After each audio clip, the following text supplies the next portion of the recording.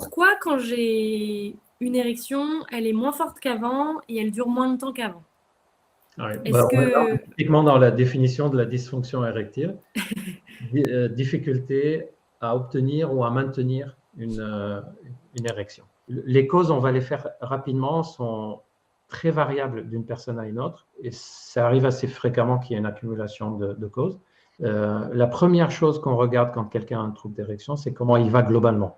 Est-ce qu'il traverse une période de grosse fatigue mentale, grosse charge mentale, une période de contrariété, un coup de déprime, anxiété, etc. Tout ça, ça peut jouer mois après mois, année après année. Ensuite, on regarde comment il va physiquement. Tabac, j'en ai parlé, c'est une des causes la plus courante des troubles érectiles. Et c'est une cause vicieuse, je dirais. Parce que c'est pas on fume, on a un problème d'érection. On fume et C'est année avec le après temps. année. Voilà. Et donc, on peut ne pas percuter que c'est le tabac. Parce qu'on se dit, mais l'année dernière, je fumais aussi, j'avais pas de problème. Ouais. C'est l'accumulation des années, justement. Et c'est vicieux aussi parce qu'on ne sait jamais à l'avance quelle personne va développer des troubles érectiles à cause du tabac et quelle personne ne va pas développer de gros troubles érectiles.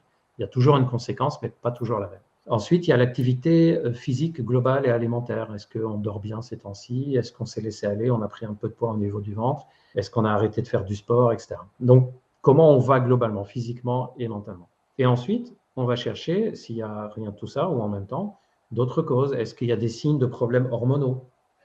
Est-ce que, par exemple, je perds de la masse musculaire, la pilosité a changé, plein de symptômes de ce type-là? Est-ce qu'il y a des problèmes urinaires, prostatiques en même temps?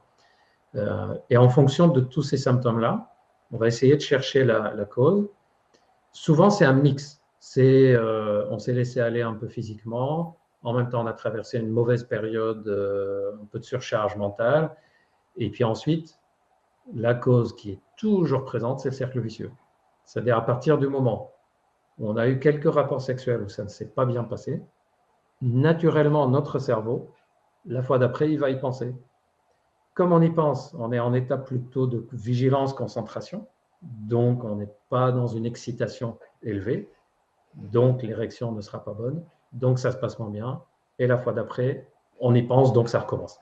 Pour les personnes qui disent « Ah, bah donc il suffirait de ne pas y penser », C'est comme facile à tous les dire. problèmes. Voilà. Très difficile à faire.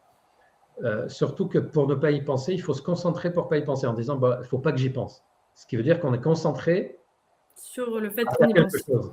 Or, il faudrait ne pas être concentré du tout. Il faut juste être en train d'avoir du plaisir et de l'excitation. Donc, c'est pour ça qu'il faut des techniques, ce qu'on avait mis dans le programme master, un peu adaptées, un peu différentes, un peu plus adaptées et différentes. Il y a aussi autre chose sur cette question de cercle vicieux. Il ne faut pas oublier que ce cercle vicieux, on le considère comme cause de la problématique, puisque plus on y pense, moins ça marche, plus on y pense. Mais ce qu'on oublie, c'est que c'est un phénomène normal, prévu par le corps humain, par la nature, par le créateur qui on veut, pour la protection de l'humain. Pourquoi je dis c'est un phénomène de protection? Quand j'ai vécu une situation et que cette situation m'a provoqué mal-être, douleur, frustration, en tout cas sentiment négatif. Si mon cerveau n'enregistre pas que cette situation me donne ce sentiment négatif, bah, je vais la recommencer tout le temps. Et donc, dès que je vis quelque chose de négatif ou de mal-être, quelque chose qui me met en difficulté, mon cerveau l'enregistre comme attention, risque de nouveau de souffrir. C'est fait pour pas qu'on retombe tout le temps dans les mêmes pièges, etc. Donc en fait, c'est pour ça que c'est difficile d'en sortir comme ça en claquant des doigts, c'est parce que c'est une sorte de phénomène naturel qu'on a, prévu en système d'autoprotection, et il faut des véritables techniques pour le dépasser.